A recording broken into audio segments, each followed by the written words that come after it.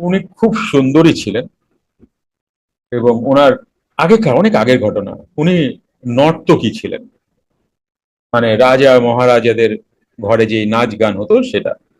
তো একটা সময় কোনো বৈষ্ণব সন্ত বা সাধুর সাথে ওনার দেখা হয় এবং উনি ওনার ওই ওই জীবন থেকে চলে এসে ভজন বা সাধন জীবনে এসেছেন।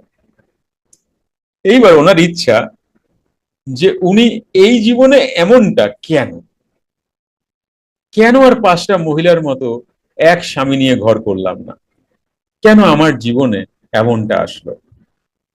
আমার জীবনে তো টাকা পয়সার অভাব নেই, তাহলে আমার পার্সোনাল লাইফটা এমন কেন হলো।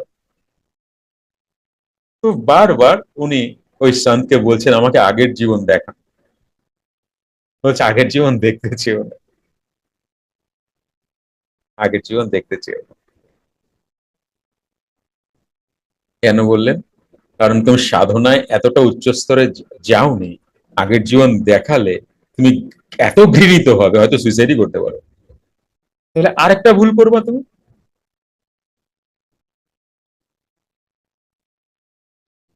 তাই কখনো না আগের জীবন দেখতে চেও, না সামনের জীবন দেখতে চেও। মাঝখানে যেটা তুমি ঠিক এখন বর্তমান, এটাকে শুধরে দাও, সামনের জীবন শুধরে যাবে। তুমি অধিক প্রাণায়াম করো, অধিক নাম জপ করো, তোমার জীবন তো শুধরে যাবে, তাই না?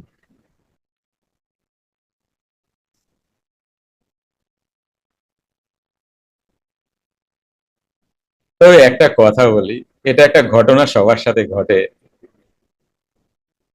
এই জায়গায় যার দৃঢ়তা থাকে সে বেরিয়ে যায়।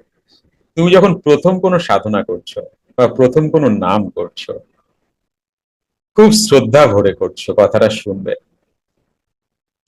সাধনায় করছো এবং বা নাম করছো, মানে আধ্যাত্মিক বা পূজা বা যা কিছু তুমি খুব করছো, গুরুর দেওয়া নাম খুব জপ করছো, বা তুমি অনেক প্রাণায়াম করছো। 1 2 মাস 3 মাস 6 মাসের মধ্যে তোমার একটা বটানে যাওয়ার ট্রিগার আসবে। হঠাৎই তোমার জীবনে অনেক বিশৃঙ্খলা চলে আসবে। যুক্ত ক্রিয়াযোগ, সুষুম্না অন্তর্মুখী প্রাণায়াম, সম্ভাবী মহামুদ্রা, কপালভাতি শিখতে চাইছেন? প্রতি সপ্তাহে মঙ্গল, বুধ ও বৃহস্পতিবার রাত 8টা থেকে 9টা অবধি জুম অনলাইনে নিজের বাড়ি বসেই শিখতে পারবেন। যোগাযোগ জ্ঞানী গুরু কমিউনিটি, ফোন নাম্বার 9903680146।